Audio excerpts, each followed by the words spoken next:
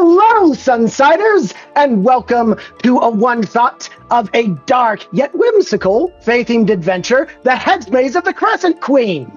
I am your humble and kind of loud GM, and here is our beautiful and wonderful cast, the stars of tonight. Say hi, everybody! Hey.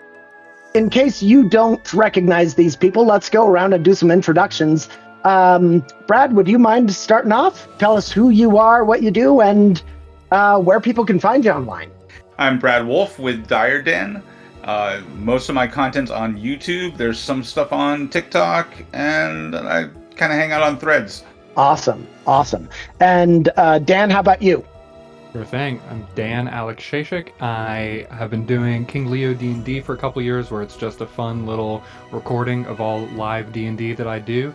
But I just started a new channel called Riddle and Rule, and that's where I post a lot of, here's the new books that are coming out, let's play around with it, let's have some ideas, ultimately with the goal of helping DMs and players just enjoy D&D more. What are some things that we can do to just have better tables and enjoy it a little bit more? Fantastic. And last but certainly not least, Ryker. No, I agree with all that. My name is Ryker from the Cleric Corner YouTube channel, as we kind of explore different genres, histories, and flavors of everything in the TTRPG space. Also a personal creator of a lot of D&D content, as well as some things on the fringes of that. So excited to be here. Fantastic. This is a fae-themed adventure. It's designed to be able to be played through in a few sessions, so it's not going to be one of those Kickstarters that you back, you play 2 or 3 times, and then either your group falls apart or you realize it's not really for you. This is one you're going to be able to complete, and we all know that actually feels quite good. It is going to hit Kickstarter March 24th, which also happens to be the first crescent moon in spring. There's that. So go ahead and mark that down on your calendars so that fairies can't make you forget. Look up at the night sky, see what phase of the moon we're at, and join us in the countdown until you can enter the Hedge Maze of the Crescent Queen. Ooh.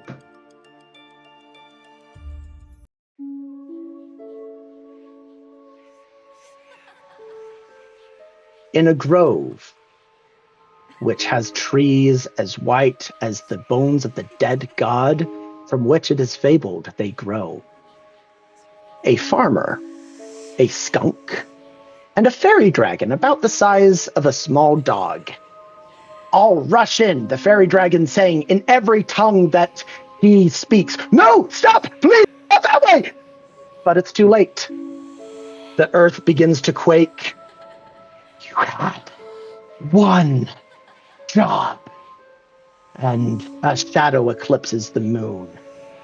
But I guess that may have been too much to ask of you. All the creatures in the grove look up to see a towering 200-foot tall woman with lopsided horns that form a crescent moon. Her gaze passes over the nobody farmer, who, like every Sunsider she's seen, is quaking and teary-eyed and gaping mouth, and lands on the skunk. A deal is a deal, but I cannot let this crime go unpunished. Passing back over the farmer, again, invisible to her almost, she lands on the fairy dragon. You were a terrible servant. Let's hope you make good entertainment. And with a smile, the 3 fly into the air, past the moon, into a beautiful, dazzling night sky, and landing in a green maze where the hedge walls are 80 feet tall. Now, it's been some time since you've been here, but who really knows how long? The winding, maddening twisting of these corridors, the ever-present looming oppression of a moon that's 20 to 30 times larger than any of you are really used to seeing it. And just the overstimulation that comes with the Feywild all make it so hard to really know how much time has passed. But you do know 2 things. First, you've only found the safety and the peace to lay down and get a few hours of fleeting sleep 3 times since you've gotten here. And the second thing, every time you wake up, it gets harder and harder to remember anything from before coming to this accursed place. Speaking of which, let's go ahead and get 1 round of intelligence saving throws from everybody. Yep. Oh, I have those. Yeah, druids have that. Never mind. So for the people at home, the lostness is a mechanic within this adventure. It is a memory-stealing curse that every time you fall asleep within the maze's walls, and you don't have some form of protection, you have to make an intelligence saving throw. So let's have everybody just report what they are to me, if you don't mind. 14. 14 is sadly a failure. 8. Well, Also 7. A failure. In the Feywild, less isn't better. Less is not better.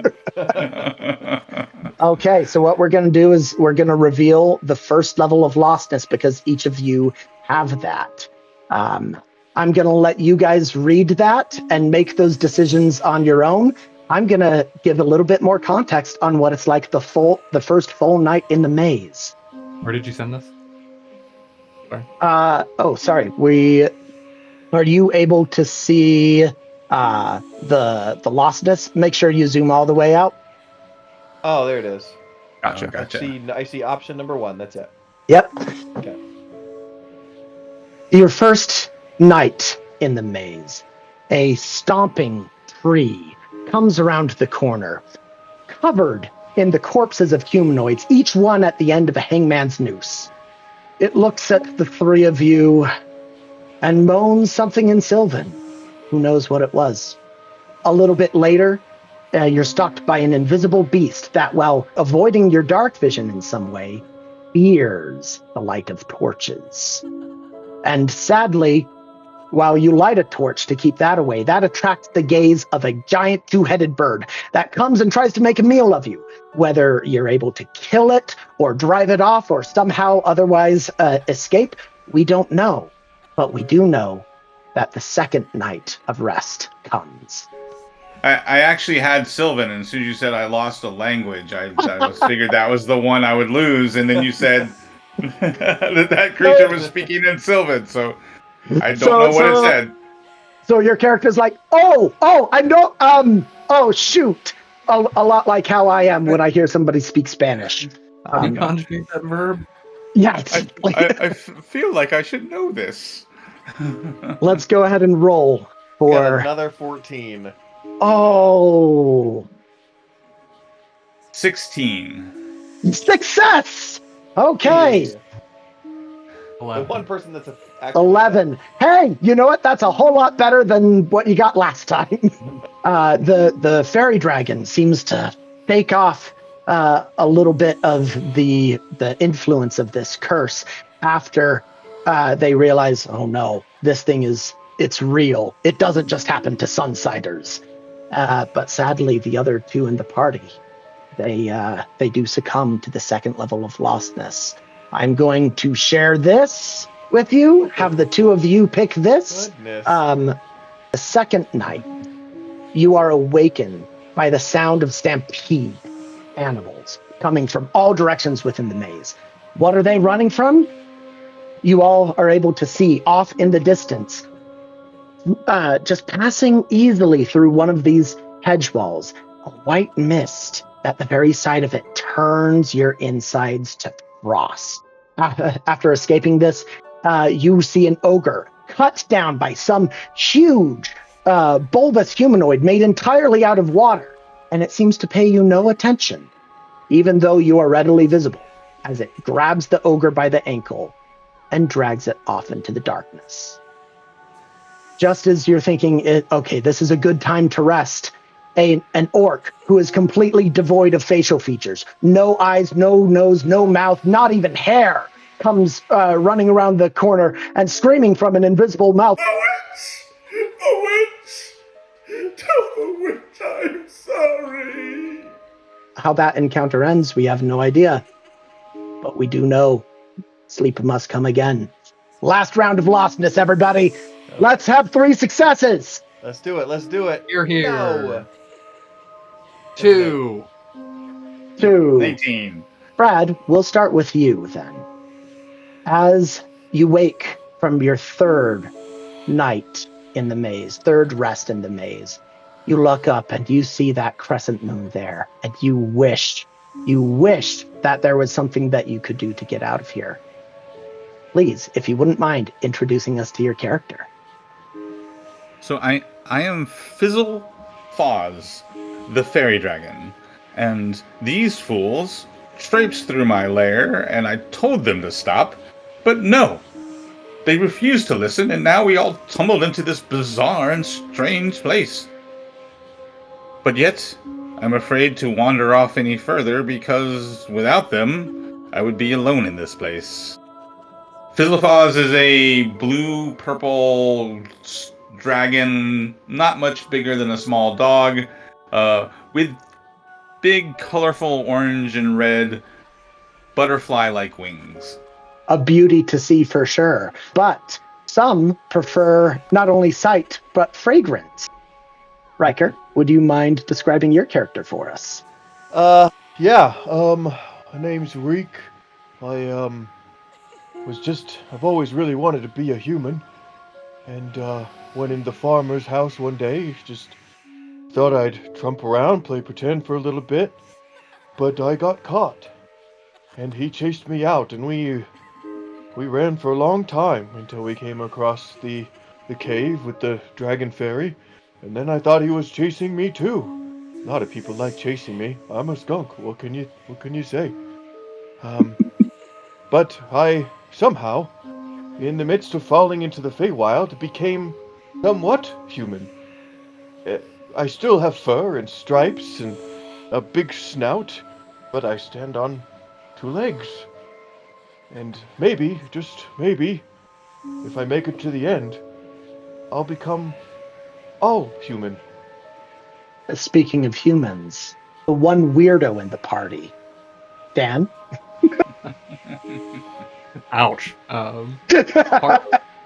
Harlan kind of pulls his coat tighter. His eyes are scanning these twisted hedges that are around him, and he exhales through his nose in a slow and steady way, like he's already decided to be annoyed, but he doesn't have the energy to really show it. And he's looking around, just kind of like exasperatedly up to the sky. Last thing I remember, I was chasing a skunk off my land. Now I'm here. Ain't sure how, ain't sure why. I got a herd to mind and fences to mend, so let's not waste time thinking and figuring. Let's go ahead and get out of here. And with that, unless there's any objections, the 3 of you rise and continue through this sea of hedge mazes. Our story really begins when these travelers, wanderers as they are called by the denizens of this maze, are going down about their millionth corridor when the humming of silence seems to fade away and gives way to that of music.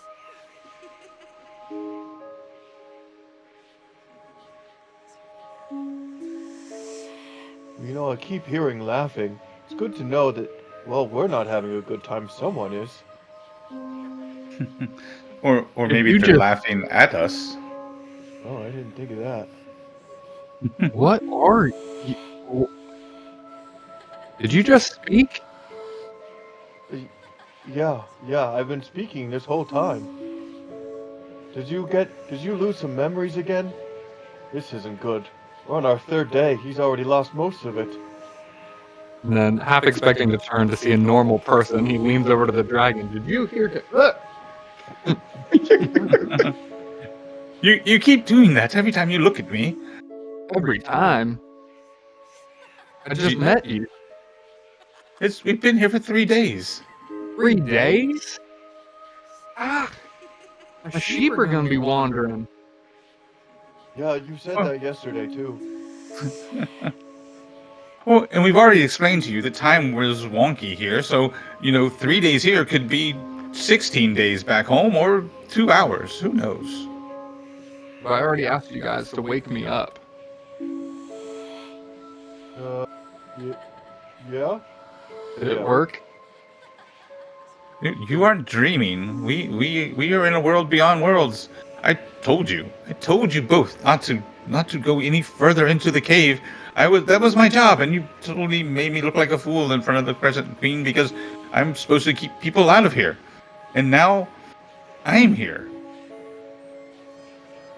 Just as this conversation is beginning to go down a very familiar loop that you guys have had several times over the past few nights, the sounds of fiddles and of bagpipes and of other music becomes quite loud. And as you begin kind of walking down the way, look at where's that coming from? About 10 minutes later, you turn a corner and the world explodes in music and in light and in dancing and in song and in fun. There is a giant field covered in people who are celebrating.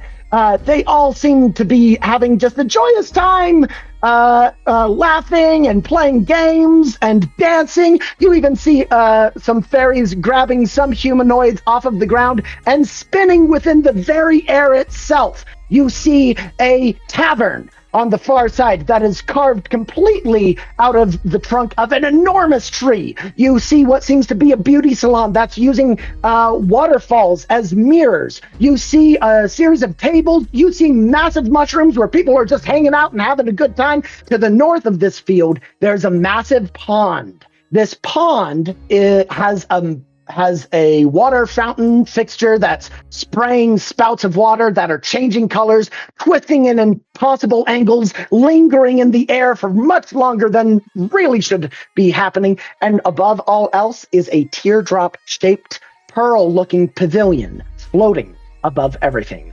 Welcome to the Font of the Moon. What do you guys do? Merlin, who has been absent-mindedly tapping his foot to the music, just kind of looks over to his skunk and dragon friend and goes, "Well, while we're here, we might as well have a drink." And he's just kind of like giddy and kind of leaning into the party, like waiting for you all to come in and join. Okay. What are you gonna do, dragon? Oh, I'm excited for this fountain. I've, no offense, but been next to you for 3 days, and I really would like to rinse off. Whoa, we've seen a lot of danger. And Rick's actually a little apprehensive about all of this, because we've seen so much trauma and weirdness the last little bit. He's kind of hesitant to look at this at face value. So he's gonna follow these two around for a minute and kind of just survey the area and see if anything's off. Perfect. Well, the Font of the Moon, the dancing fountain, is kind of on the way to the tavern. As you're making your way over to it, you notice that the music is getting just a little bit funkier. As people are having a good time. You see unicorns, you see ogres, you see centaurs, and, regular two-legged folk. You even see a couple of what appear to be like awakened animals that are just all dancing in about knee-deep water. It's just a ton of fun. Everybody's having a good time. If you are a small person, watch out. You might get stepped on in this mosh pit, this Narnian mosh pit. So Fizzlefaws just flies with his big, flaring butterfly wings and shoots through the spraying fountain, kind of like a reverse shower, just kind of flying in and out of the spraying colorful water. With your dazzling multicolored wings, you are a sight to behold. And you notice a moth-like pixie that seems to be going along as like, "Hey, come on, dance with us!" Their antennae are kind of spiked and multicolored, and they are just ready to party. So I just circle around and fly and aerial dance with this pixie moth. Perfect. Perfect. Reek, you said that you're following around, and Harlan is Harlan stopping to watch, or is he beelining it for the bar? Harlan would seeing Paz go over towards the fountain and start dancing. Harlan would go over and he'd kind of like look into the fountain, but then kind of look around, and he's just kind of like, he is starting to dance even though it is not an active thought in his mind at all. He's just kind of lost in the moment. So he's just going for it while still just taking it all in. Mm-hmm. Perfect. And what's Reek doing? Reek is he's gonna probably go towards where all the dancing is, and he is probably just going to, because a lot of it, what he's going through is just animal instincts. Like, okay, is there any danger? What's going on? So I'm wondering if I could just maybe insight the people dancing, seeing if there's anything off about them. If not, he might want to choose into his humanity, or to be a part of what the humanoids are doing. Mm-hmm. Go ahead and roll an insight check for me, my friend. All right, that is going to be a 12. A 12. All you needed was an 8. Everybody here is just mindlessly dancing, having a good time. You begin to feel like, okay, nobody is intentionally trying to hurt anybody, but maybe keep away from the centaur just in case. Those extra feet. He's got 2 left feet, so. Mm-hmm. So I'm going to stay away from him. But if you didn't already start with heroic inspiration, I would give you heroic inspiration for that. I'm going to go. Then I'm going to kind of choose in. So obviously, I've never danced before. I've never done this. But I mean, this is who I want to be. So obviously, I'm going to try it. So I'm going to go in and I'm going to start like jumping up and down, finding some people to kind of dance with. Give me a charisma check. Okay. We'll call it either. We'll call it performance if you want. Yeah, performance. I mean, it's a -1. I got a 3. You got a 3. Okay, you're going. You're kind of moving around. I'm also a little sticky. And all of a sudden, from behind, an ogre goes, "Come on!" and just scoops you up and begins like surfing you around. Hey Reek, you stink at dancing. At one point, I might ask the person maybe dancing behind me or in front of me or whatever. Hey, how long have you been here? Just some amount of time. It's kind of getting a little late in the fates, if you know what I mean. But we're just having a good time. Stuck? Huh. No? Why? If you wanted to leave, where would you go? Go ahead and roll me a persuasion check, actually. Okay. Also, Harlan, I'm curious. For those watching, we rolled for some random magic items that they may have found within the maze. Harlan found a curious-looking medallion in the shape of a flower, pure white, around the neck of a dancing maiden a topiary bush in the shape of a dancing maiden in the middle of the maze. What have you done with that? I will say he did store it in a pocket. Okay, cool. As he's looking around in this dance party, is anyone else wearing some type of neckwear, necklaces, or anything like that? Give me a perception check, and then we're going to hop back to Ryker. A 12? Yeah, it is not hard. You may miss one or two, but you are noticing a lot of people are wearing that medallion. That exact medallion. Reek, what was your persuasion check result? 14. 14, okay. They're like, leave! The ogre kind of pulls you down. What? Wait, are you? Oh, it's stunk! And people are like, what? Oh, yeah. It's the guy with the little flappy wing guy and the weird, like, sunsider or whatever. Yeah, come on over. Puts yonder his armpit, and they go and they walk Oh, you gotta. Do you go with them willingly?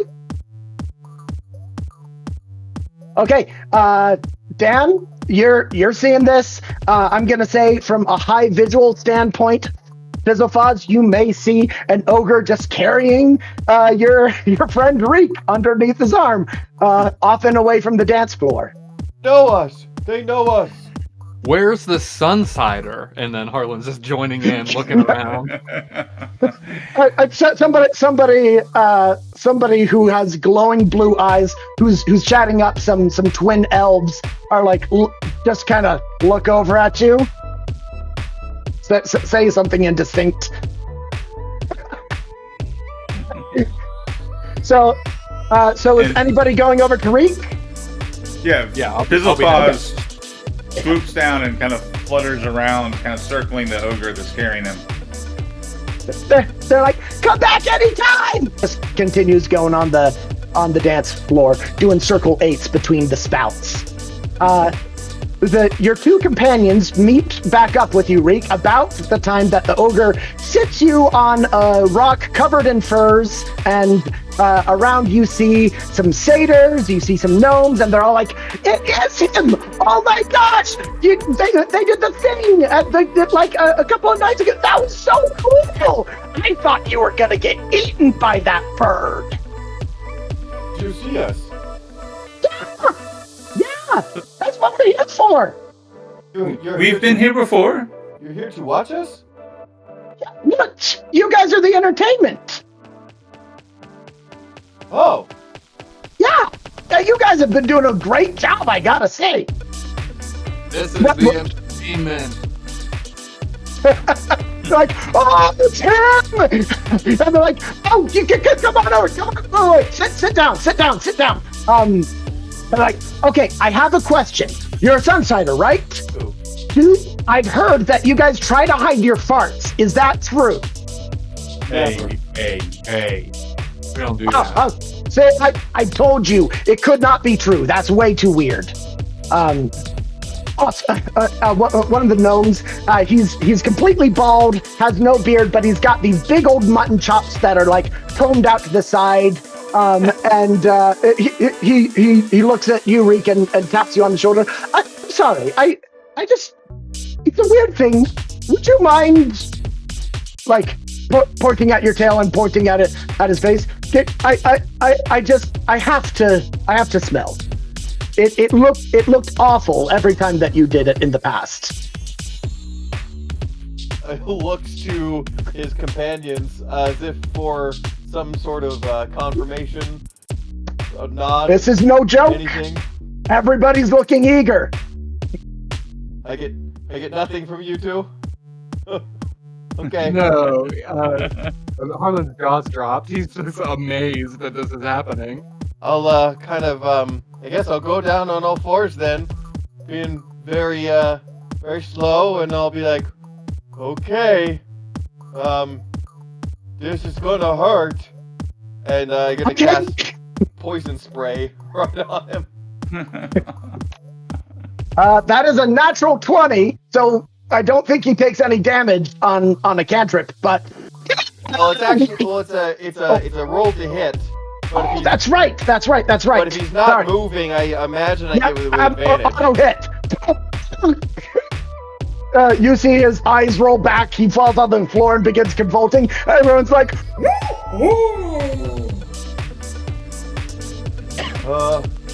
ta-da! With that, the ogre kind of leans in and says, "Oh, you were saying something about leaving?" Like, are we done being the entertainment?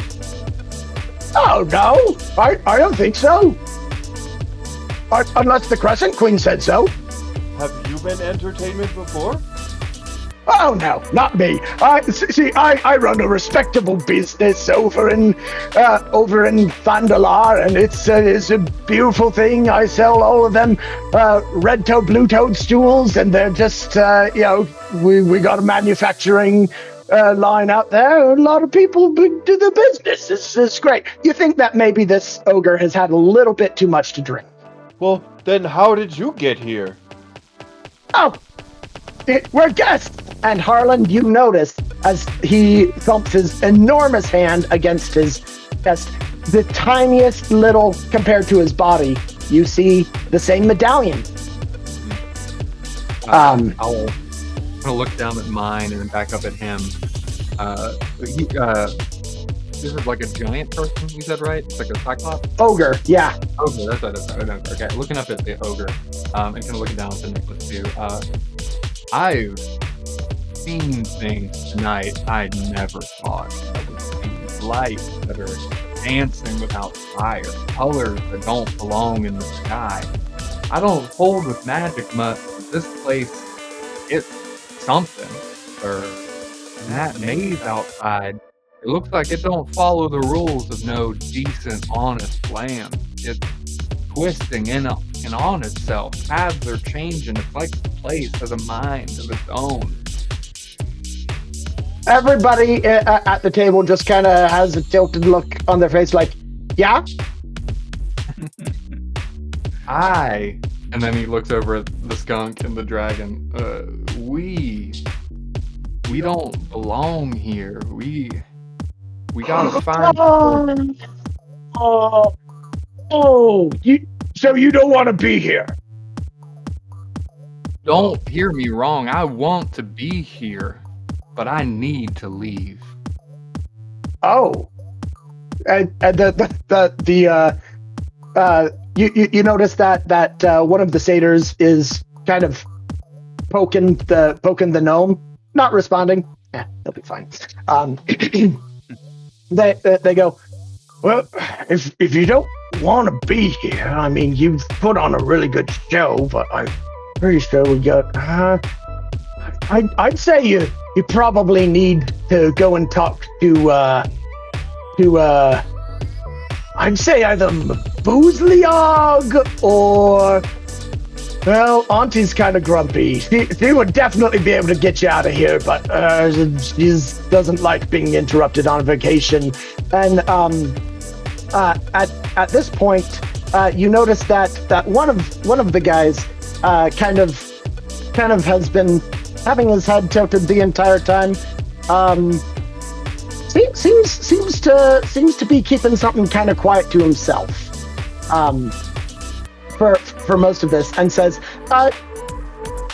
friends, how about you go talking to all of the Feywild people?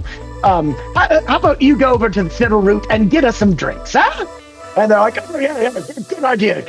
You guys have earned your drinks. And they go and they walk off. The dude who's left, a nondescript elf, honestly, kind of looks at you, is like, so would you say that you are friends of the Crescent Queen? Well, she did me a favor. I might not want to leave if I get to be a human by the end, you know? So I just need to reach the end, and if I stay, I stay. If I go, I go. Looks over to... She is my friend only because she gave me this opportunity. Kind of looks over at Fizzlepaws. And how about you, Fairy Dragon? If I remember hearing one of your conversations, it had something to do with you losing a position with the Crescent Queen. Did that make you angry at her at all? Well, I wouldn't say angry. I just was disappointed. I wouldn't say we were friends. It was, I guess, a professional relationship. I was, for lack of a better word, in the human world, I think they would call it employed. I was supposed to be guarding an entrance to this place. So yes, like I said, I guess it would be more of a professional working relationship. And looks over at Harlan. And you? I'm like him, but I'm already a human. Can I go home? Best of luck with that. And this one gets up and walks off before his friends return with drinks. The two names, the two leads that you were given was Auntie and Mabuuzliog. Auntie was described as being drumpy, and when the denizens come back with drinks, you learn that Mabuuzliog is happy to talk with him. I'll talk to Mabuuzliog. That Mabuuzliog? Oh yeah, he's up there. You'll need to give him like some sort of a gift or something to really get into his good graces. But he's a joy. He's a joy to be around. Me as a player, I'm like, this seems like the obvious answer to go to the happy person. So maybe this is the wrong one, but we'll see. We have as a player, I would also say Auntie makes me think of a hag, but that's a little metagamey. True. You know what though? I would say that with you hanging out with the Feywild, don't feel bad about using metagame knowledge, because that's probably true. Go. So I before we leave, I quickly asked if this Mabuuzliog, does he happen to like mushrooms? Why, yes, he does. Wait, do you have blue toad, red toadstools, or red toad, blue toadstools? I have these, and I just show him. Oh yeah, redhead, blue toad makes you dead. Blue toad, wait, or is it the other way? Or whatever. He'll smoke whatever you got. Anything else before you head off and find this Mabuuzliog? Guess we'll head up to wherever he's at. Is he on the Teardrop Pavilion, or where is he at? No. So, as you can see on the map, there's kind of these semicircles sticking out of the Hedge Maze walls. Those are mushrooms growing outside. They are absolutely massive in size and scale, and there are little vine rope bridges that you can kind of work your way up. They point you to that big yellow one that's up in the northeast. And here, I can even ping it on the map for you. And by going there, you can do a little talking to get your way in. That's one of the leads. Oh, is there that like you a could bouncer follow. out front, or? Yeah. So let me, if you guys are all going, I'll just show you a map. How about that? Sure. Okay. Okay. One guess on who Mabuuzliog is. Mhm. It's that one for sure. So- It's that one. Oh yeah. Yep. So you head on up. The music is a little bit quieter from all the way up here. You're near the top of one of these hedge walls, and these ones are actually a little bit taller than the regular 80. But there's the font of the moon, the actual font, the pool beneath you, and you see a bunch of people just thronging around and laughing hysterically around one individual. There are a couple of bugbears who are acting as bouncers right there at the top. And, as innocently as possible, what's your marching order? I feel like Fizz, you were kind of Fizzle-Faz. Fizz I knows the think way. you were the rightful maybe leader in this situation to be heading first. Sure. Fizz will lead the way. Kind of just hovering just above the ground, about head height of the human. Mm-hmm. Perfect. The one of the bugbears goes, "Hold it right there, little fairy guy. What's your business? Are you expected by Mr. Booze?" That's exactly who we're here to see, yes. I don't know if he's expecting us, but we're expecting him. Kind of looks you over. Well, I'm sorry, but he's not seeing visitors right now. He's having a private party at the moment. And you hear from over within that group, "Hey, Rich, who are you talking to? Some fairy guy, some dragon thing, got riffraff with him. Like, they bring anything? No. Oh, of course we did. We brought these magical mushrooms. And with that, the person sitting in the center, a rotund goblin. He's wearing all sorts of finery. He has a pipe in his hand that has multiple spouts, each one wafting a very bright color, which he has in his teeth. And he has a scarf that is a little ferret that seems to pop up and look at you and observe a little bit. And the two most notable things about this individual is he seems to be sitting on a cloud of iridescent, colorful smoke. And the second thing is, instead of eyes, he has these glass orbs embedded in his face that are filled with smoke of the same color. And he's like, "Well, come on in then, friend." And with that, the bugbear kind of steps aside, and the three of you are permitted entry. "Welcome, friends who I haven't met yet. I am Mabuuzliog, the master wisp dancer. Of course you already know about me. Of course they would, sir. Shush. Well, you said you had shrooms." Why, yes, I do. Here. Would you like one? Or maybe two?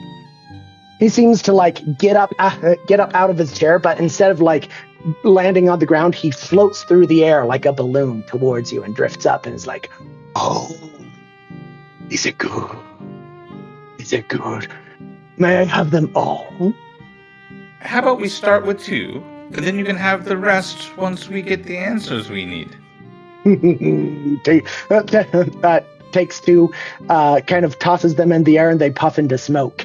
And he retreats back to where his smoke chair was, and it reforms. And he's like, "Well, talk away. I've got all night." Well, we would like to return to our home. Your home. Where would that be? Same for you too? Pointing at Reek and Harlan. Help me remember. Thoughts are so fleeting in this place. What was our goal again?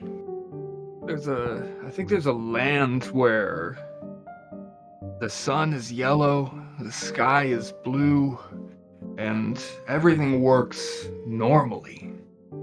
That's where we're trying. Mabuuzliog kind of looks at you weird. The little scarf. "Sunsiders, sir." I could get you to the Sunsider world. Sure. Well, not exactly.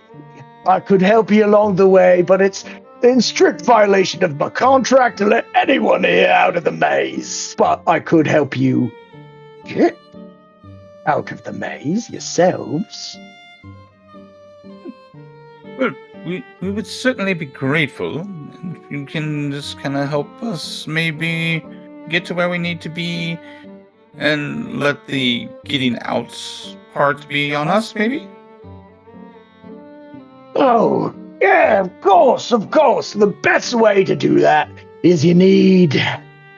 Pulls out a, what looks like an exact copy of Harlan's medallion.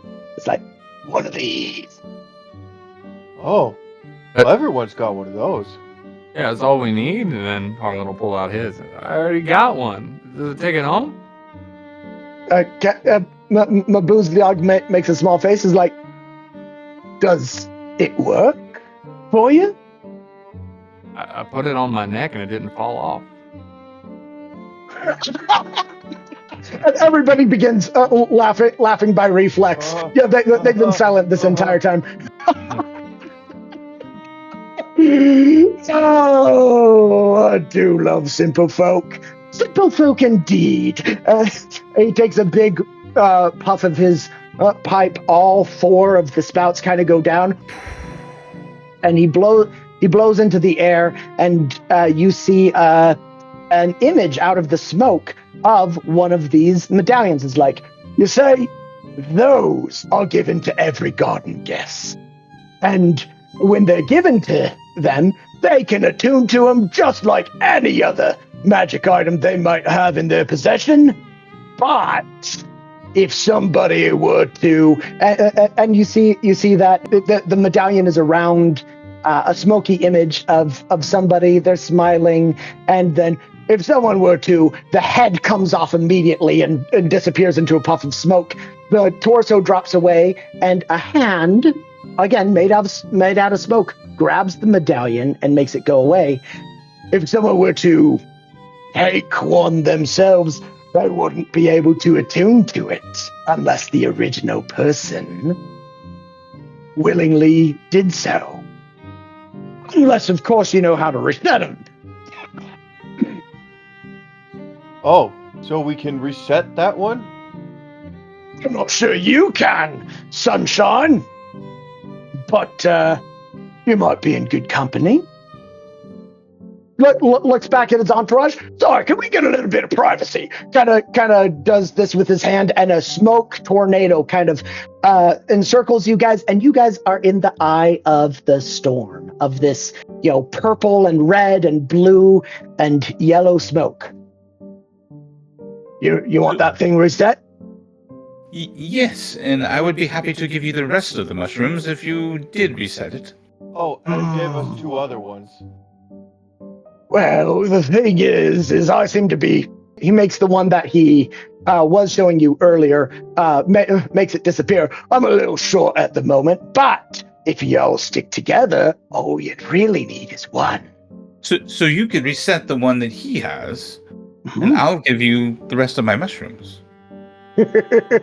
That's a good start, but I'm afraid I need something a little more liquid. There's a lot of water down there. The little ferret says they are incredibly dull. So shush! Hits it with his pipe. Well, that liquid there is quite nice, but there's a very specific liquid. Have you heard of the Midnight Moat? No.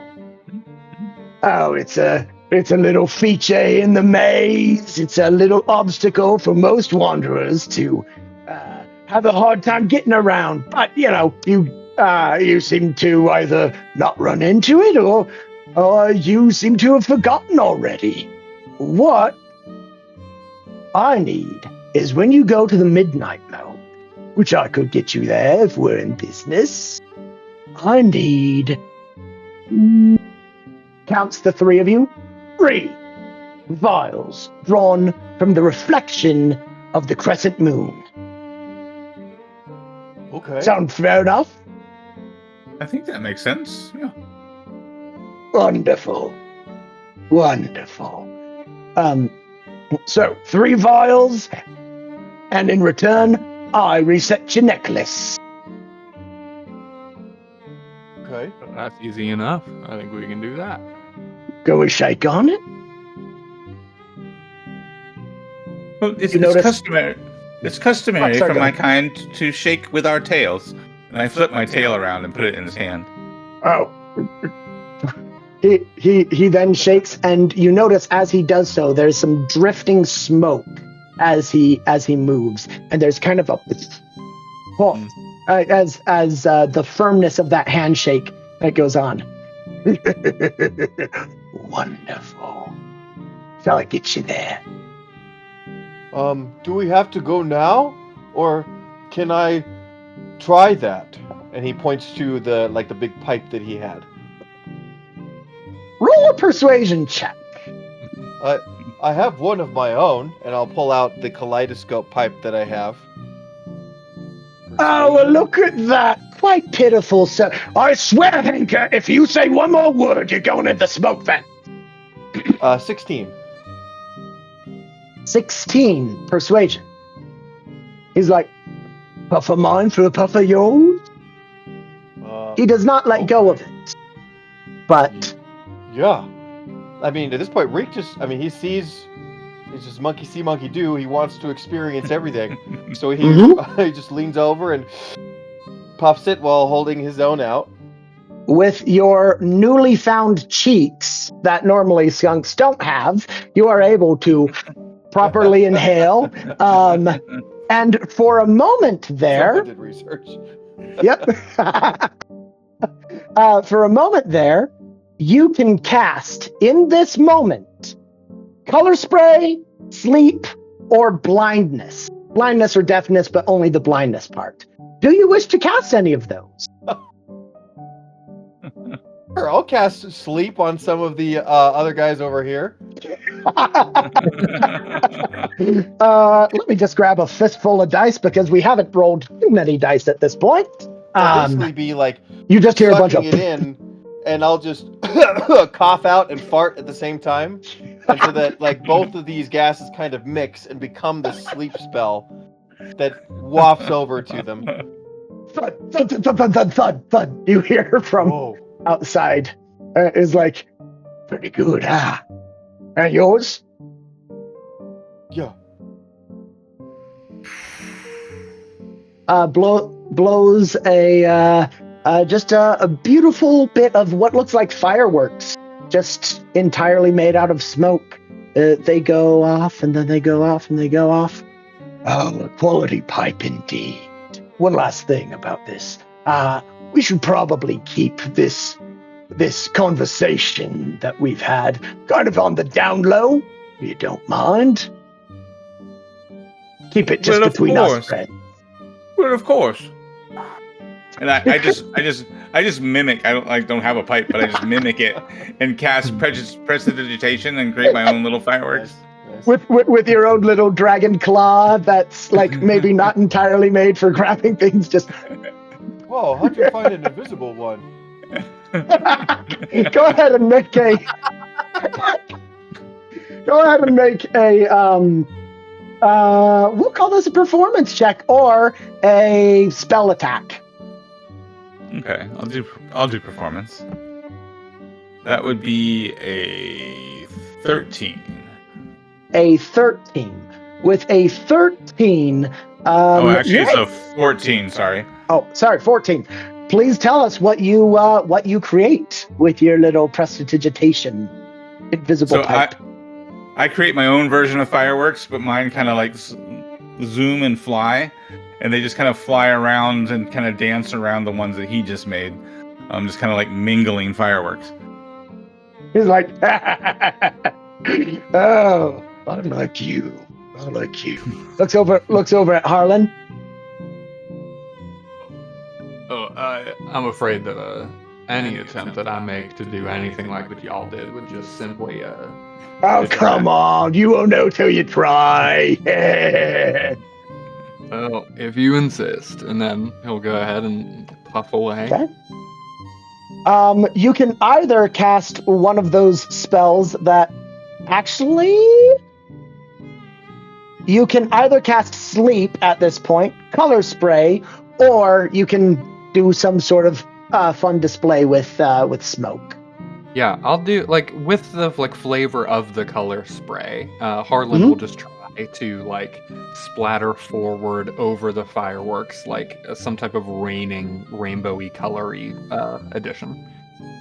Every color of the rainbow spews out of your mouth in a swirling inferno of smoke, and everything clears, including the smoke screen.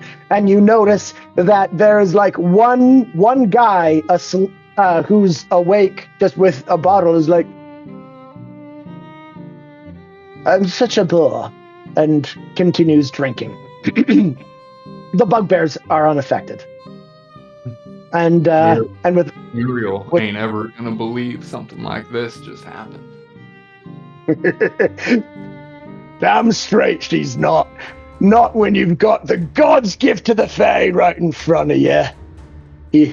Then he takes one last draft of his pipe and blows on the three of you, and the three of you feel your bodies beginning to discorporate. And it's the weirdest feeling.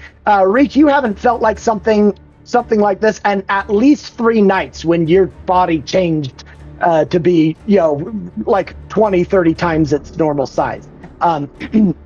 You guys are all turned into puffs of iridescent smoke, and you are blown off at a neck-breaking speed. You're just crashing through hedge wall after hedge wall after hedge wall after hedge wall after hedge wall, hedge wall. I can't talk fast enough. But you get the picture. This goes on for probably like 15 minutes of you moving faster than a horse can gallop, crashing through each of these walls before all of a sudden, you're starting to feel all dizzy and whatnot, and your bodies begin to kind of recorporate, and your stomachs are churning just a little bit as you come to be really in a spot. Place. Yes, it is. To a scene much unlike the last one that. And kind of lurches and it starts to gag and he vomits, but when it comes out of his mouth is like 3 salamanders down into his hands, and he just down as they scramble up his arms and then fall to the ground, and he just looks at you too. That ain't normal.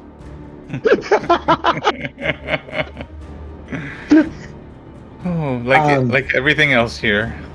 Oh.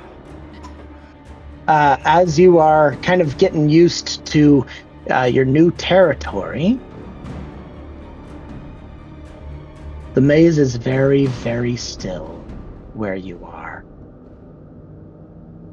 Normally in the maze, it's dim lighting in terms of Dungeons & Dragons terms. So those with dark vision can see just fine, and those without dark vision can I can kind of see what's going on. It is black night here. You look up into the sky and you notice that the moon, which is normally humongous out here, is much far distant, maybe only 5 or 6 times the size of a terrestrial moon. The stars are dim and far between, few and far between. You come to the edge of a reflecting pool. This reflecting pool is just absolutely smooth as it can be. And you see in the center a fairly still reflection of the crescent moon above. And off probably 90 feet or so, you see the opposite side. And with that, I think we should take just a small break for a second. Oh, okay.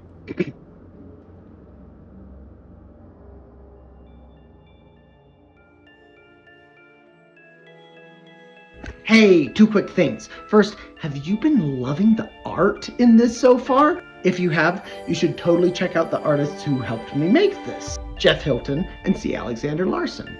You can check out their stuff at the links below, but honestly, they have been terrific to work with.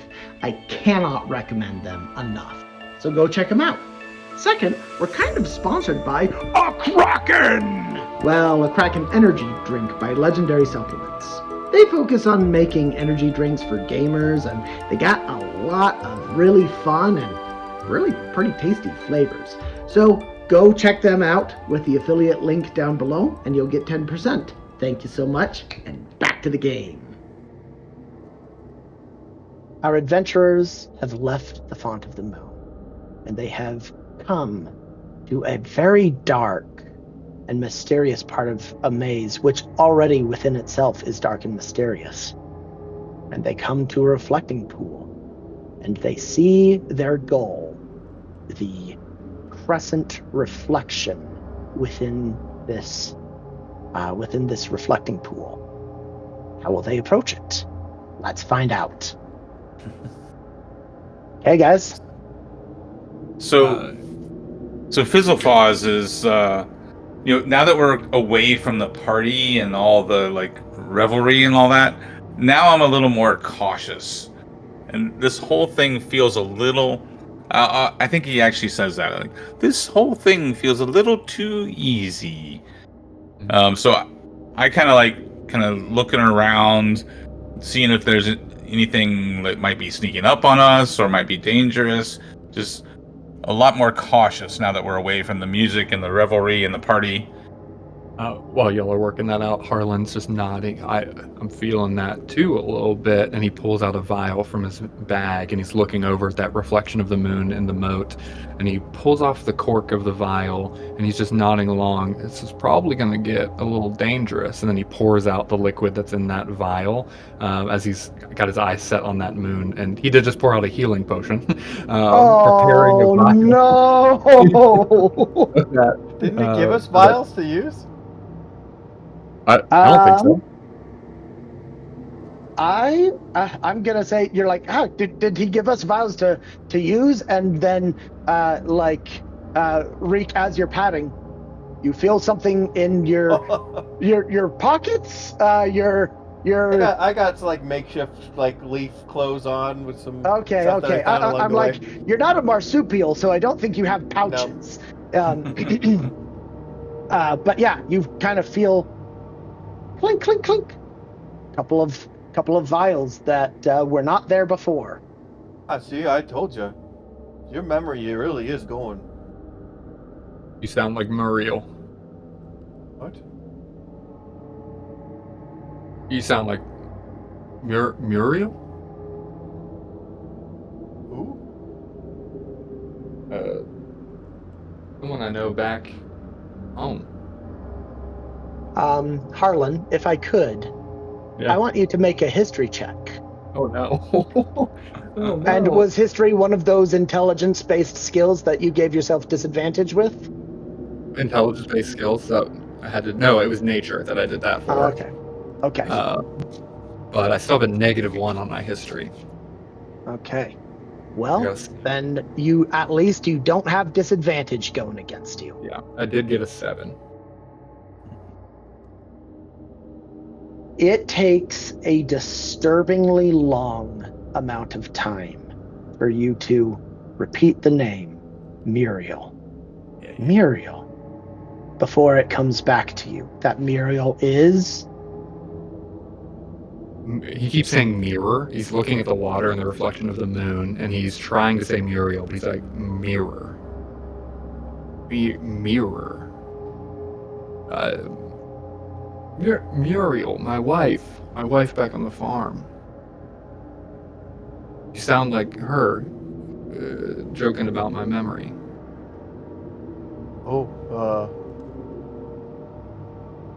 I don't know how to respond to that. I think it's important for us to get out of here as fast as we can. I think poor Harlan's mind is turning into Swiss cheese. Yeah, it might be a real good time to get out of here. Here's the vials. I found some, and I pass them around to everybody else to use them. I suppose we just kind of dip it in. Easy enough. Mabuuzliog did say it needs to be drawn from the reflection in the center. But yeah, easy enough. Well, you can probably fly over, right, Fizzle? Yeah. I'll fly over there, and I hover above the water, careful not to touch the water myself, and just dip enough of the vial in to fill it up. The very faint puff of air that your wings give off make humongous changes in the surface of this absolutely still water. Like you can normally fly above people and they don't feel it, but that's just how still this water is. Is there any particular way that you're trying to scoop this water up? Just trying to get the vial in the water without actually touching the water myself. I would like you to give me a sleight of hand check. Ooh.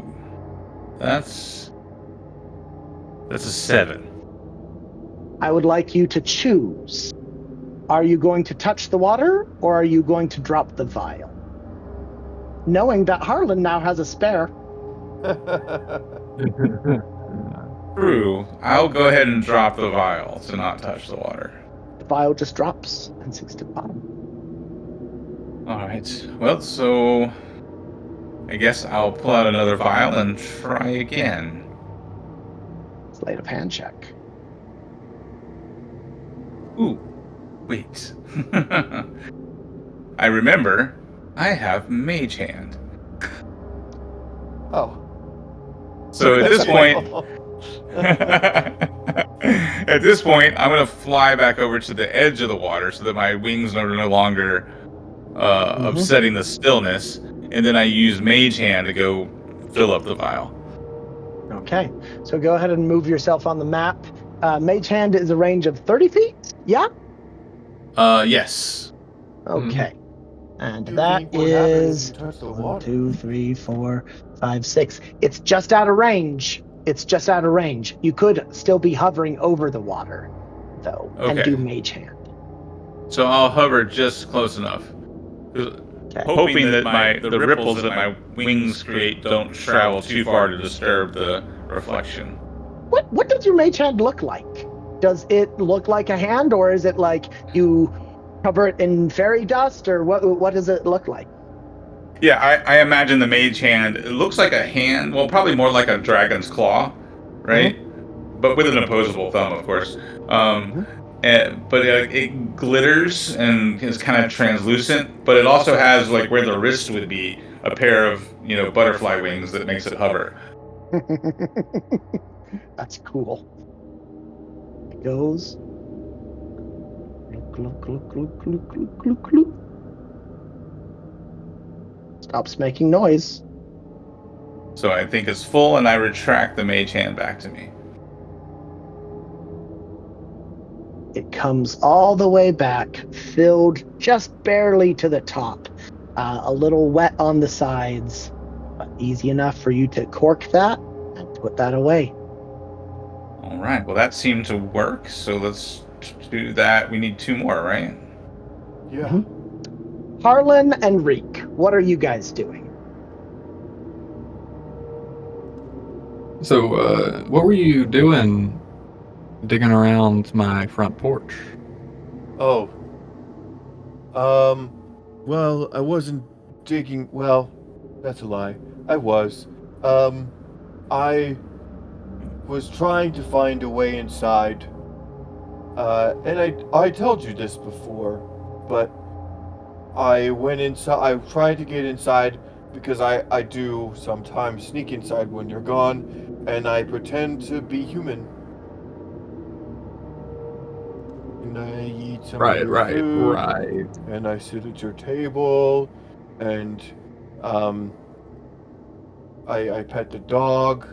I sleep in the bed. One time I brushed my teeth. Hated that. That was gross.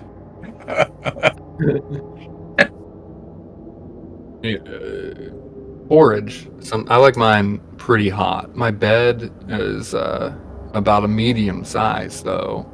Where did you find them good as accommodations? Were they just right? I didn't try them. The blonde girl who came in after me, she told me nothing. The middle one was great, but I just took her word for it. Good. Well, hey. And then he's just like staring down at the ground for like 10 to 15 seconds after he says, hey. Whatever makes you comfortable, man. Oh, so I can like go in any time? Yeah. What's mine is yours. Really? And he kind of gets a smirk on it and goes, shake on it? Very gentlemanly. And he puts his hand forward to shake on it. He says, Glub, glub, glub, glub, glub, glub, glub, glub. That's the second bottle. Getting a little timey-wimey here. It probably didn't take you that long, but maybe you go and like, wait, I have mage hand. And, you got your second bottle. If I take a look around, is there any wildlife at all?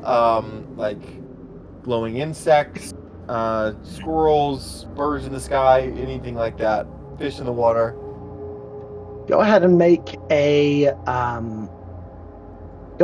perception check for me.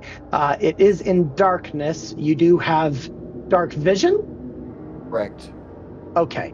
But I believe that Harlan is purely blind in here, unless there's some sort of light. Yeah, he's Okay. just enough to shake hands with a skunk. Just The the moonlight. I got a dirty 20. Dirty 20. You notice that there's not even the sound of bugs. And many of the places in the maze, there's cricket sounds at the very least. But in this place, the silence is so profound, it hums in your ears. As is the nature of the Feywild, even the quiet is overstimulating. You notice nothing until you hear singing. Beautiful, beautiful singing. And with that, I need every one of you to make not one, but 2 wisdom saving throws. Oh no. Hey, natural 20. Very And a nice. 7. Oh boy. Oh boy. Actually, Fizzlefuzz, you are immune.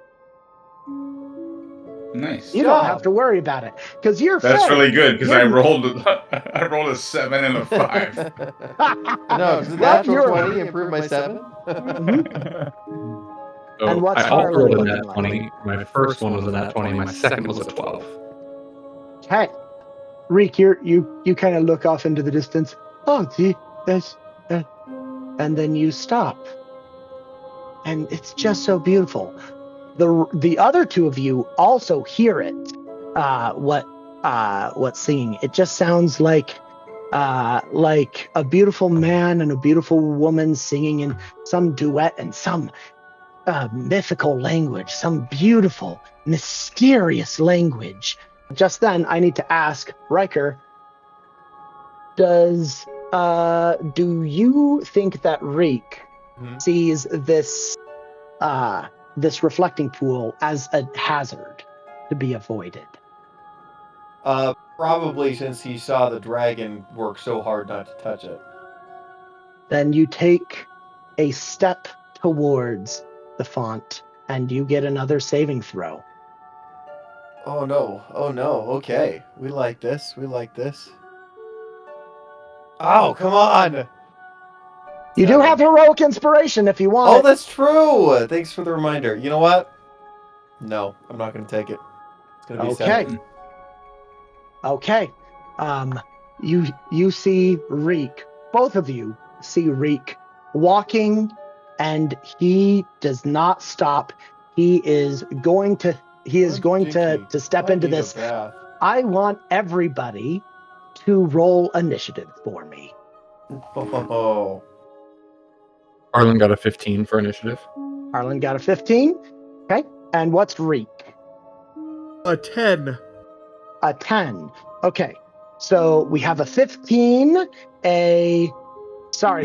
Brad, what was yours again? Oh, initiative, I had a 12. A 12. Okay. You guys go before he does. If you want to, you may try to stop him.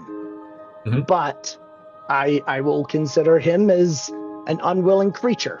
Harlan will step forward, look over towards Foz. Reckon I heard a lot of sounds in my time. Wind through wheat, rain hitting the roof, coyotes calling in the dark. Never heard nothing like that before. And he steps forward, throws an arm, trying to grab Reek, as he is seeing him kind of walk over towards the water and saw how delicate Foz was being with the water as well, seeing that as a threat. Reek, go ahead and make a strength saving throw against what I believe would be a 14. Could be a 24. We're back where this whole adventure began. A farmer doing Exactly. his Exactly. Fizzlefoz, you have one opportunity here.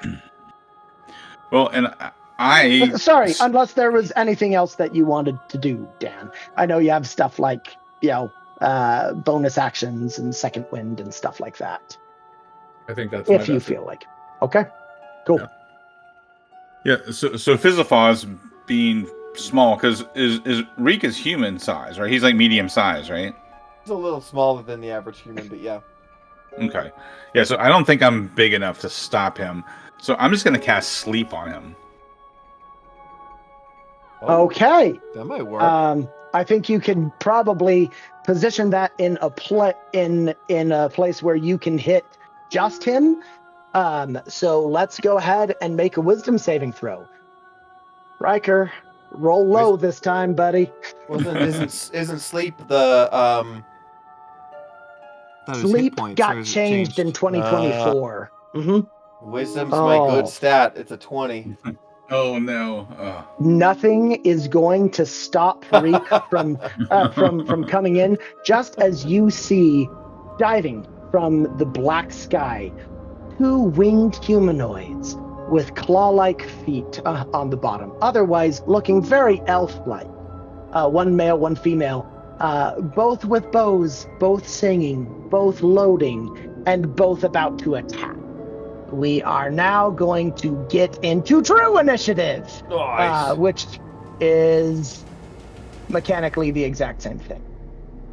They are going to each take aim and fire a shot, one at Harlan, one at Fizzlefoz.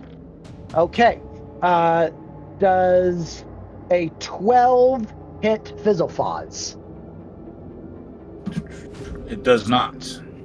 Okay, 2 arrows fly. They continue singing. They're probably a good 20 feet off of the water.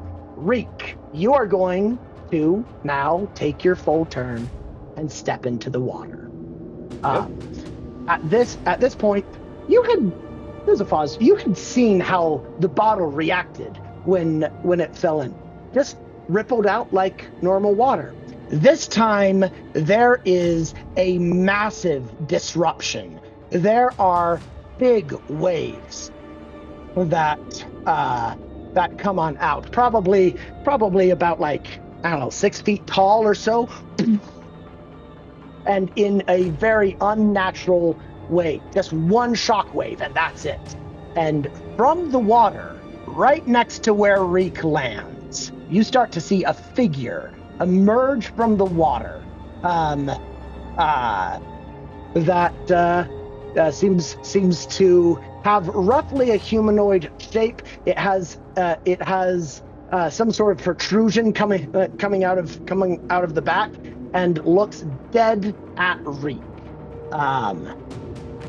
Reek, you are not avoiding attacks of opportunity under the influence of the harpies. So, you are going to walk right past them, right past this creature.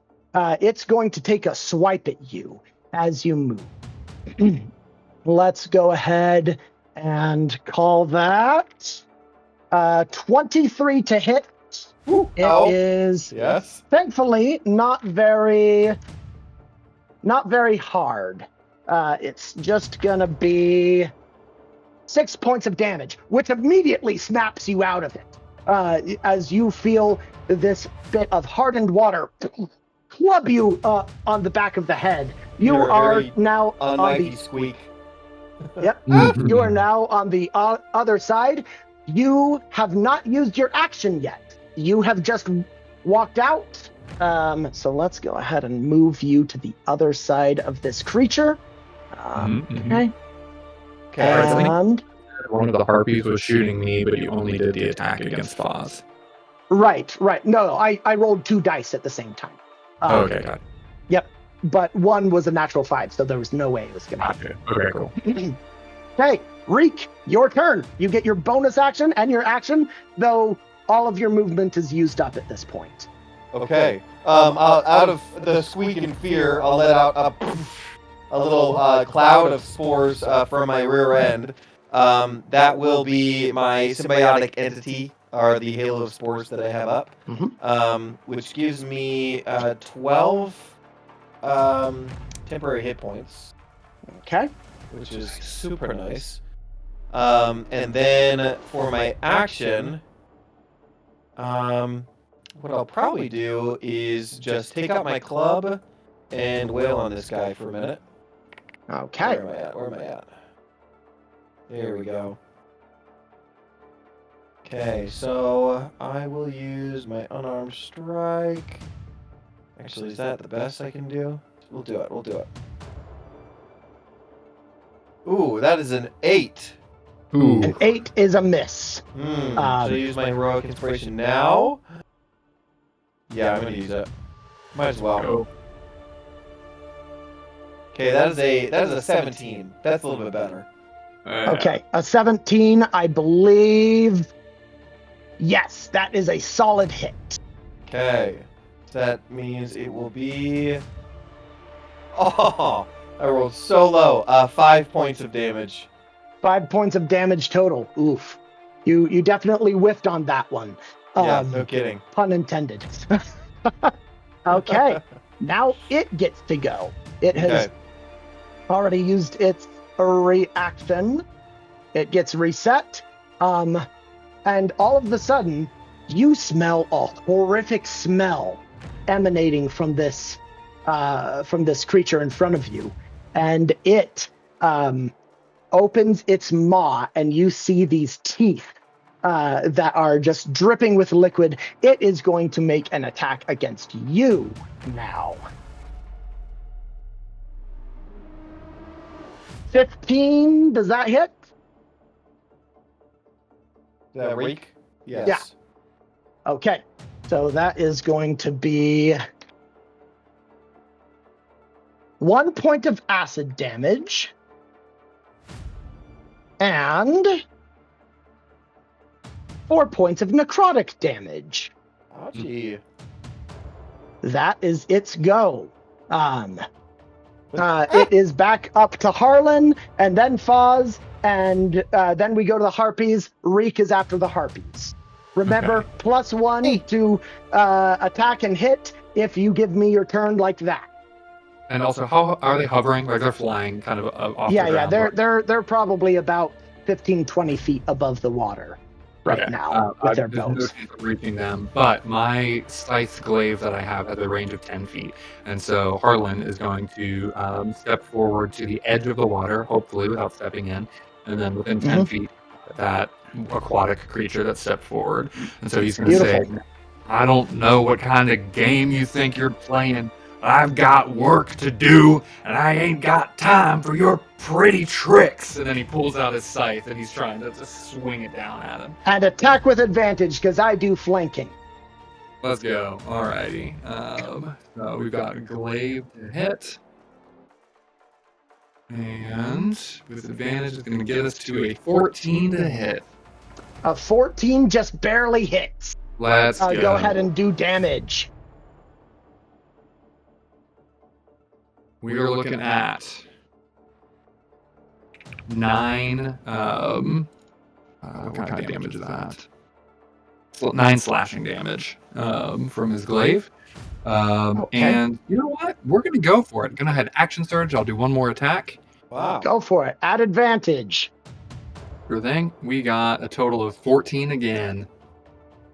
Okay. 14's another hit. Go ahead and give us that damage. Only 5 damage on that second one, but that's going to be it for his turn. Oh, okay. As you whoosh, whoosh, whoosh, you are splattering water all over the place. This thing is looking like it is discorporating. So, like, even though more water comes up from underneath, it doesn't seem as complete as it was before. Fizzle Foz. So Fizzlefaws is going to fly towards one of the harpies, and I'm going to basically I'm going to growl with my fierce dragon teeth, aren't that big, and then I like inhale this big, deep guttural inhale, and then I cast dragon breath. Okay. I'm gonna blast her with lightning. Ooh, very nice, very nice. Okay, so that's a dex save. Correct. Okay, that is a total of 16. So I think that succeeds, but half damage, right? Right. Okay, and go ahead and Which move is- yourself within range of whichever one you're breathing lightning at, if you don't Alright. mind. And because you were quick with your turn, add a +1 to the damage. All right, so that's 11 damage. 11 damage, and so I have that down to 5. Okay, that wasn't nothing. It definitely seemed to not laugh it off, but still has a fair bit more in the tank to go. With that, it is going to be their turn. This one is going to, now that it can't sing anymore, it's going to charge at you with its claws and is going to try to just rip you a new one. Fizzlefaws. Natural 6 is not going to do it. The other one is going to continue shooting at Harlan. Natural 4. I'm rolling like crap. Good for you guys, though. All right, Reek, you are up. Okay, I'm gonna use my bonus action to Hexblade's curse this guy. That's right. Hopefully get a little bit of crits against this guy. And then I'm going to make another attack on him with At my- advantage, flanking. Am I flanking? He's got a long spear.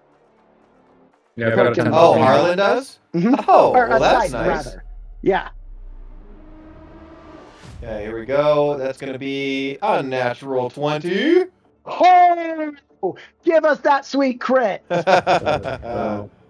That's gonna be nice because I get it with my my entity as well. 16 points of damage as this my club is infused with this poisonous gas that came out of my rear, and that should be my turn.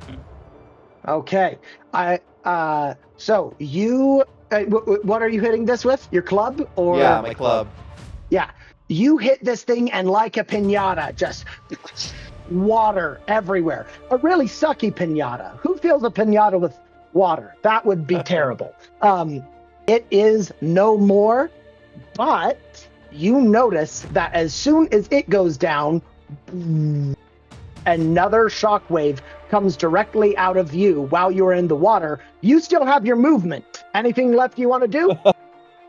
I guess run to the edge here. Good frickin' call. Okay. Don't get in the water. And with that, you see another one, exactly the same, arise. And you feel darkness around you as it singles you out Oh no. again. And it is going to turn around so that its back is towards you and spray some water out of its back at you. I need to make an attack roll. So it's 10 feet away from me still, but then Mhm. like throwing. Okay. Yeah, it sprays some necrotic damage your way. And Okay, that well, is going. Oh, go ahead. Go ahead. I'm gonna spray it back with my Halo Spores reaction. That is true. It just came into being. So I guess it needs to make a con saving throw of DC 13, and I rolled it really low. 1 damage if it fails. It takes that necrotic damage. You are going to take 11 necrotic damage, and you cannot recover hit points until the end of its next turn. Jeez. That is its. Oh, and it is going to walk up completely disregarding Harlan and is going to... Sorry, Harlan, you're just apparently very forgettable. I'm invisible in the This thing Feywild. really wants it. It really has it out for me. It moves right up to you. And just for kicks, Harlan and Reek, what are your passive perceptions? No, passive investigations. 9. The 10. The 10? Okay. All right. With that, we move to Harlan and then Fizzlefuzz. Nothing instills more confidence than saying you have a 9 passive investigation before your turn. All right, Yep. I will continue to attack the creature between me and Reek. And this is going to be a dirty 20 to hit. Very easily. I rolled a 1 on the damage die, but I do have Savage improved damage. attacker. Right? Yes, so that's going to So jump to a 3 for a total of 7. And I didn't have this last time, but I also have a heavy weapon master that adds 2, so it's going to be a total of 9 damage for that attack. 9 Nice. damage. Turning a 1 into a 9 is a good frickin' trade. And you do have advantage, so if you wanted to roll again to see if it's a crit, you're welcome to. But we're Yeah. going to go to Fizzlefuzz. Okay. Not a crit. Oh, and you were pretty quick with that. I'll give you another point of damage. 10 damage it is. Okay. All right, so just to be clear, she attacked me with claws, right? So she moved closer to Oh, me. yeah, she would be closer to you. Yes, sorry. Okay. She is within melee range at this point. All right. Let's see. And so, but I can't move away from her without provoking an opportunity attack, correct? Correct. All right. So you I'm also have your breath weapon. You have options. So. yeah. So Fizzlefuzz just kind of bursts with this glowing energy as I engage my font of magic. So that's going to increase my spell DC by 1. So now that's a 15 instead of a 14. And I'm going to breathe fire. Well, this time I'm going to breathe fire on her with my Ooh. dragon breath. The color of your wings changes from a lightning blue to a fiery orange, and natural 18. Okay, at least I'm not hitting you with these. But go ahead and roll some damage. Ooh. In fact, yeah, so that's 14 damage. 14 halved to 7, gonna bring us up to 12 total damage to the female harpy that you are currently engaged with in combat. Any bonus action or... My bonus action was engaging my Right. font of magic. Okay, cool, So- cool. Then we're done. We're gonna move to them. This one is actually going to... this one is gonna just try clawing you again. Natural 20. There it is. Oh. Okay. That's going to be a whopping 3 points of damage. I rolled the absolute lowest that I could. Okay. All right. She's very frustrated that you have shocked her. You have breathed fire on her. Reek, you are going to be up here in just a second. This one is going to come over to Fizzlefuzz, flying at its full speed, and is going to try to grapple Fizzlefuzz. Oh no! Go ahead and give us a Try to strength get out of saving there. Oh gosh. throw. It's not a terribly high DC. 17. Oh, clear! You just whip out of there, and no effect. All right, Reek, you are up. All I'm right. a slippery dragon. So I realize the Hexblade Curse does not work like Hunter's Mark, and I can't switch it to another person. Mhm. But I do get hit points because the other guy died, which is nice. So instead I'll use my bonus action to use my Long Tooth Shift. And you guys see that I use some innate magic and my talons and my teeth just elongate just a bit. And I'm going to use that to kind of stow my club and just go feral on this guy. My spore's helping. And I guess this is flanked, yes? Yeah, advantage. Okay. With a crit range of 19. No, because my Hexblade curse is down. Oh, that's right. Otherwise it would have been a crit at 19, as I rolled 19. But that's okay. Instead, it'll be 9 points of damage with the long tooth. 9 points. Yeah. Still looking bad. Okay. That's it. Okay.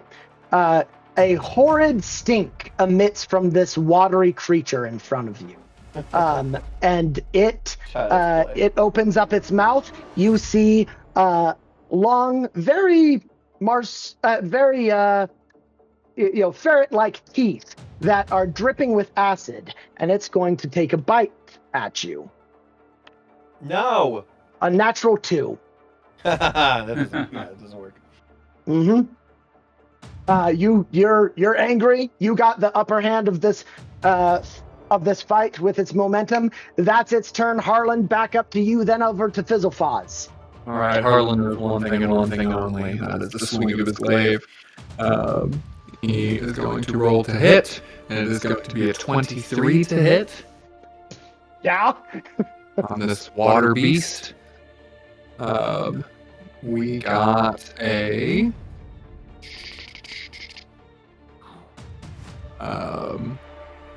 got an 8 damage on the damage die. 8 damage. That is just enough. No, one more than enough. You're able to cleave it right in half. You see that its big watery tail kind of falls first, then its torso, and then the lower half, all just water on the ground now. This thing is no more, and nobody's in the water anymore, so we good. We just have the harpies now, which it is Fizzlefaz's turn. All right, so where they're positioned now, the second one came over to me. Can I hit both of them with my 15-foot cone or no? It's a cone, right?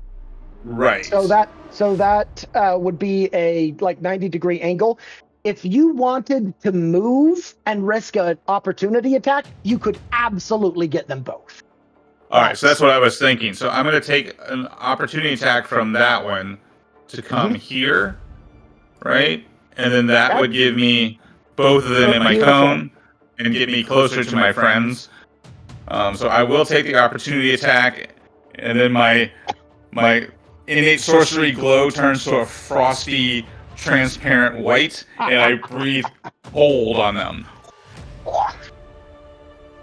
All of this frost comes out. The badly damaged one failed her saving throw. The male who came to join the fight, that one succeeded, though. So go ahead and give me that damage. All right, and I'm going to spend a sorcery point to re-roll 2 of my dice. Okay. That paid off. Nice. All right, so that ups the damage to, let's see, 8 plus 5, so that is 13 damage. Ooh, 13 damage. Solidly there. The female harpy shrieks horrifically. How did these things sound beautiful earlier? You do not know. The other one, that's going to reduce it down to 6. Again, not a bad hit, but still a lot left in the tank. Without them, now it's Reek's turn. Real quick. Yeah. Yes. Sorry. The one that went down was the one that's closest to me, correct? She did not go down. She is just very, very close to death. Gotcha. So if I move the rest of my movement, I would take another opportunity attack. But I'm gonna do it because I want to. I didn't actually roll those, did I? I'm sorry. So I'll roll 2 opportunity attacks. One from the one that I don't think that I did, unless I was wrong, and then one for this one. Okay, one's going to be a hit. I'm going to say that it's this one that's happening right now, just so that we don't have to retroactively do nothing. Okay, a massive hit from these things. 4 points of damage. All right. Okay. So for my turn, I went over there.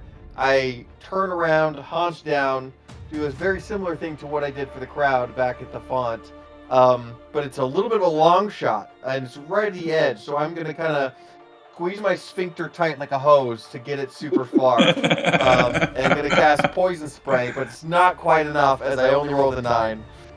Oh man, not quite enough. You need to. No, I'm not going to crack that joke. Right, moving right along. Anything for your bonus action or anything like that? No, okay. no. Okay, Harlan, you are up. You got 2 very frostbitten harpies, one of which also has burn marks. What you doing? All right, Harlan, who not so comfortably does so, puts his scythe to his side and pulls out a longbow that he's got strapped to his back, and he's going to fire out a shot to the closer one, so the one that just took the opportunity to attack on Foz. It is a 13 to hit. A 13 is going to be a hit. You did it. So go ahead. 5 damage from that. It's not one of his best weapons, but he's putting in the effort.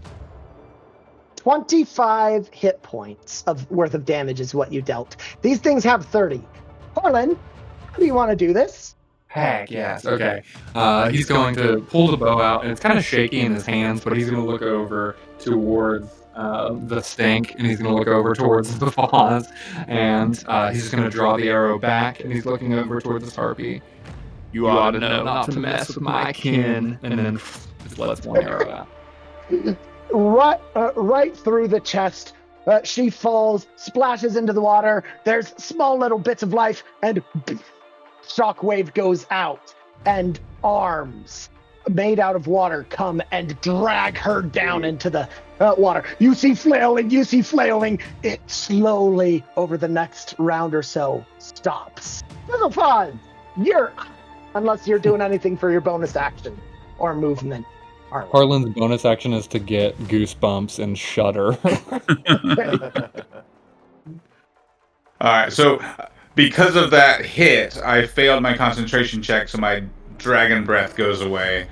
But I'm going to try something. I want to, since now I'm away from them, I want to get further away. So with my movement, I'm going to get back over by my friends. But I'm still within 60 feet, correct? Yes. So I'm going to hide behind Reek. But I'm going to cast Command on the remaining harpy, and I simply say, swim.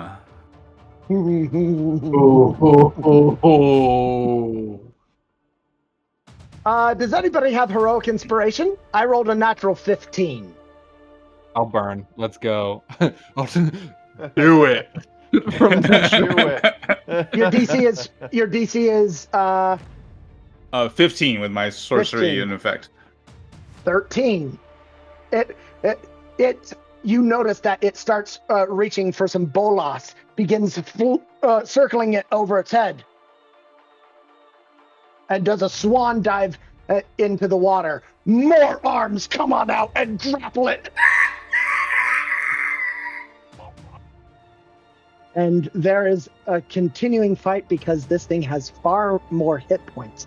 But then you start to hear singing, and the harpy stops and just fades down into the water.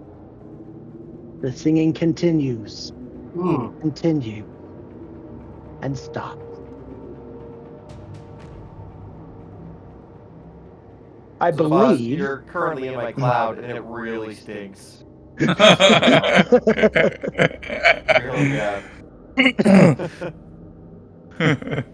the water is now still again. No sign of the harpies. Just a little bit of water left on the grass, and you have 1 vial left. Sorry, guys. That was my bad. I went in there. I'm just glad we got out of there alive. That was crazy. You know, that's one human activity I don't like, swimming. Not the best. I'm gonna get out of the stench. move over away from Reek. Kind of gathering my wits again after the frenzy of all that. And I'm gonna pull out my mage hand and fill up one more vial.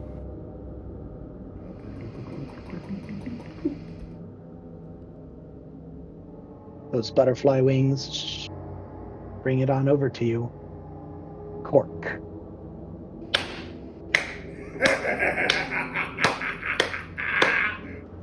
Up from well over one of the hedge walls, you see a puff of very familiar smoke, and Mabuuzliog comes drifting down and goes, "Oh, well done, well done. That was quite the show. Oh, the Crescent Queen does love it when I put on a good show. Okay, we're all good here. Yep. Just talking to the moon. Okay. Puts his hand out to you, Harlan. This place. And as he goes to kind of shake his hand, he's also kind of looking up towards the moon where the goblin had just spoken. It ain't got no business looking so beautiful out with that ugliness staining it. No matter how pretty the flowers are, once you've seen death walk through them, I don't belong here. And he sees the goblin is not paying attention at all, and he's looking over towards the skunk and towards the dragon. Just, we've got to get home. And home you can get yourself there, I am sure. I was actually reaching for, assuming you would give me the medallion, not a handshake. But I understand. Kind of puts his hand on your face and pats it. Lots of smoke as you look into those smoke swirling eyes. He's like, I understand you're not having your best week so far. I'm sorry. This has been kind of weird. And then he takes the necklace off and I'll hand it over. Mm-hmm. You see him conjure from his little smoke dimensional space a little vial. This one very white. He's like, "Yeah, I do believe you have something for me." Holding the Crescent Medallion in his hand, holding the vial in the other. Fizzle says, "Oh yes, these," and I gave him the rest of the mushrooms. They all disappear into smoke. The cork on the top of his white misty bottle just disappears, and he pours this white mist out onto the Crescent Medallion. And there you see a change as it all goes dull for a second, and then comes back and looks just how it did before.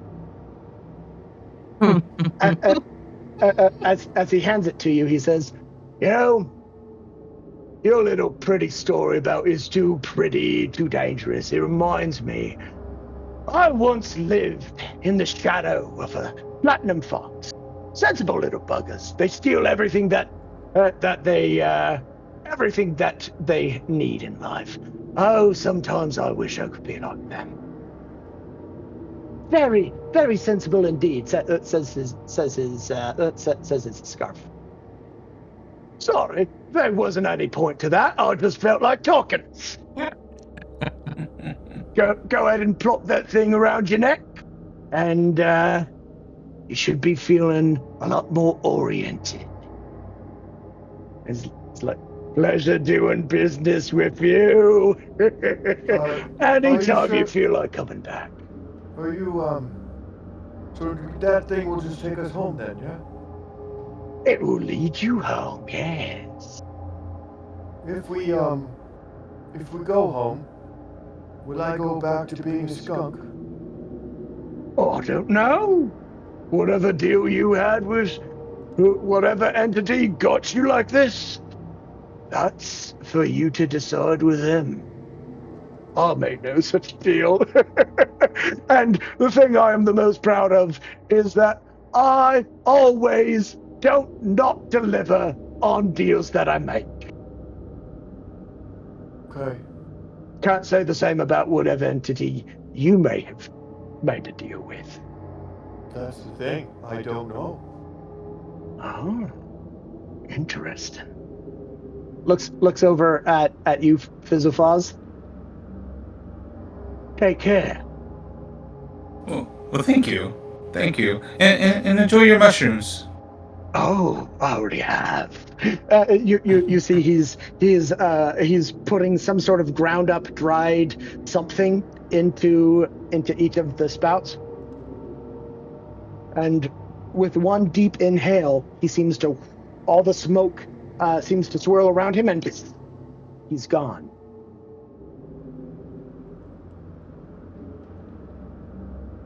It's not long. I'm going to take some creative liberties here for you to take a short rest and attune. With that, you feel the medallion get warmer and warmer and warmer as you attune to it. I won't bore you with the full stat block because this medallion does lots of things. But let me give you the gist. While you still retain the levels of lostness that you have, you are now immune to getting more levels of lostness. Oh, nice. And anywhere in the maze that you feel like going, you kind of have an intuitive that corridor. That corridor.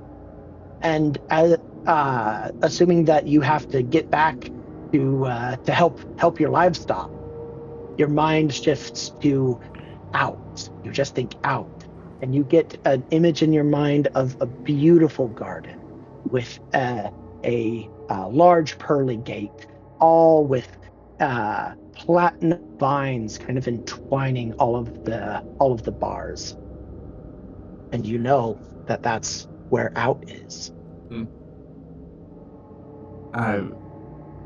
Everybody can take the benefits of a short rest, by the way, if somebody wants to. Sorry, Dan. Oh, you were saying? You're good. I've seen it. He's got his eyes closed. He's kind of clutching the medallion at the edge of this moat. We're almost there. There's a gateway.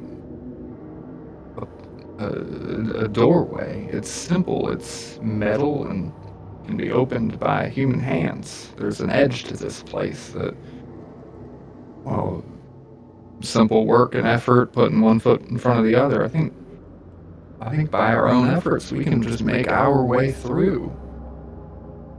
Lean over to Fizzlefuzz and be like, should we let him have the medallion? He may not even remember where we're going. We could end up in any field or house. Well, what else are we going to do? We've wandered this maze for 3 days with no sense of direction, and now our odd human friend seems to know where he's going? Does seem. I don't know. If we question it, maybe you or I could take it. You want to try to take it from him? Well, I would ask nicely. Reek, I think in a place like this, not knowing is truly knowing, and I do not know where we're going. Oh, well, that's kind of deep. Can I have the medallion, please? If I gave you the medallion, I would not know where to not go, and I know where to go and where not to go. Okay. The goblin did say that the medallion would get all of us out, right? That as long as we were together, we could all get out. Yeah. I guess as long as we go sunny side up, then we'll be able to find our way there. That's just what I said in other words. I don't know why, but all that makes sense to me. Not to me at all. You guys really belong here. I do not. Alright. And after that, Oscar-worthy script writing. You all get up, have completed your short rest, go through the maze. It takes you some time. Not nearly as aimless.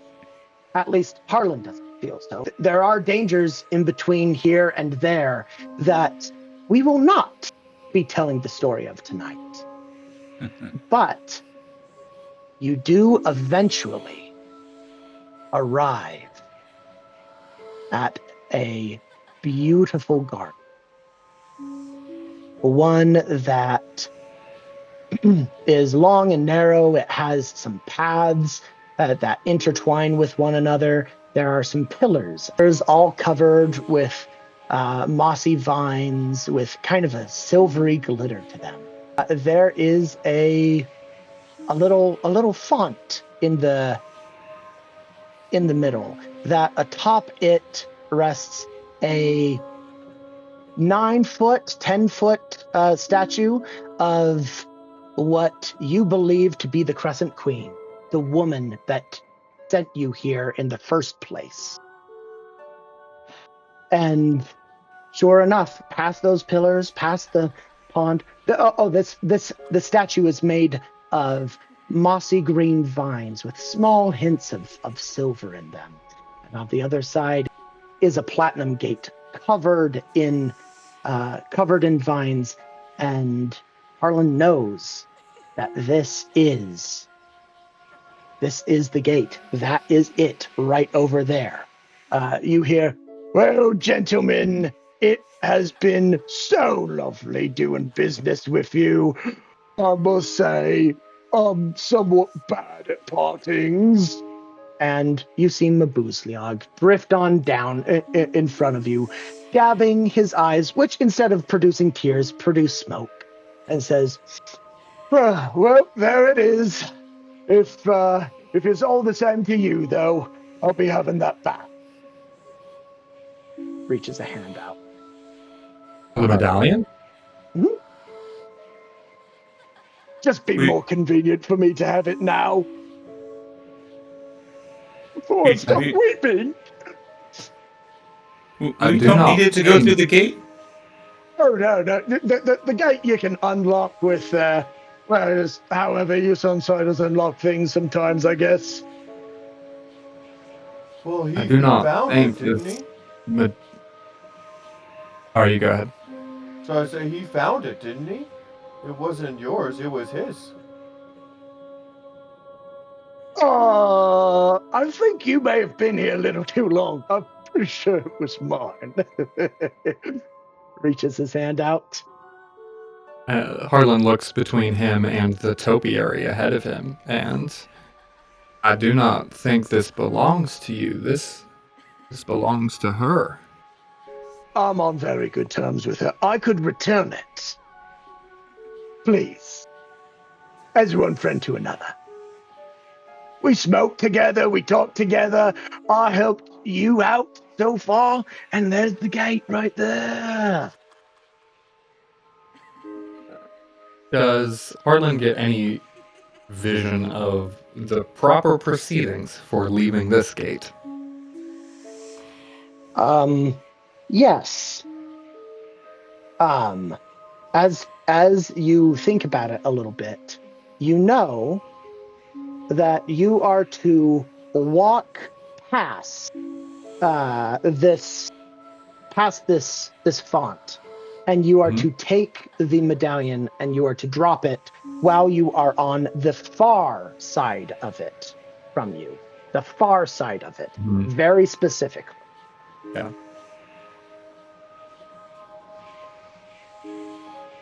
I don't think you should give it to him, Harlan. And Reek's just gonna walk past, gonna continue to walk forward. After all we've been through, you're gonna trust some skunk over me? Your good friend, Mabuuzliog. You don't remember it, but we actually did lots together. Oh, I helped you whenever you were in trouble. I came and I tended your wounds. You just don't remember because of, the lostness and such. I have lost a lot to this place. Past times that I will never remember, people who mean lifetimes to me. You will not take this from me. And then he also goes to walk beyond him. What does Fizzlefaz do? Fizzlefaz just pretends that he doesn't even, that he's not even noticing him, and just not even paying attention, and just kind of flits away past him towards the statue. Okay. Go ahead and place yourself on the map. Mabuuzliog. Yeah, it's fair. It's fine. I've been used before. I could be used again. Oh, poor sir. I'm so sorry. he takes the tail of the scarf, and he's like, I'm just so bad at good. And he sneezes out hot cinders and smoke on Fizzlefaz and Harlan. I need both of you to make Constitution saving throws. Hmm. I'm so sorry. I'm so sorry. 22. 22, that's going to be a success. And Fizzlefaz now. 18. 18. Both of those are going to be successes. Yay! A whopping 5 points of damage because you succeeded on your saving throw. Is this half in of which- initiative? Out in initiative? What is? what's going on? Yeah. Well, let's just call it initiative at this point. But with the smoke coming out of Mabuuzliog's somewhat face that is shifting between glee and faux sobbing, our PCs who are here and who see that the exit is right there. How will this end? Well, these players will find out, but you will not. You will have to wait and find the Hedge Maze of the Crescent Queen when it comes out on Kickstarter, March 24th, the first crescent moon in spring. Hey, everybody, thank you so much for watching, and let's give it up for our stars of the evening.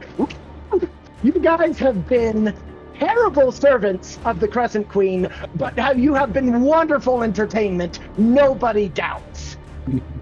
Check out Cleric Corner, Dire Den, and D&D Riddle and Rule on their YouTube channels. They make fantastic stuff. If you're interested in, spending what you would for a coffee and a half to get a PDF of this adventure, please follow Latecomer Games on all of our platforms to get news and updates leading up to March 24th. Until then, try not to get lost.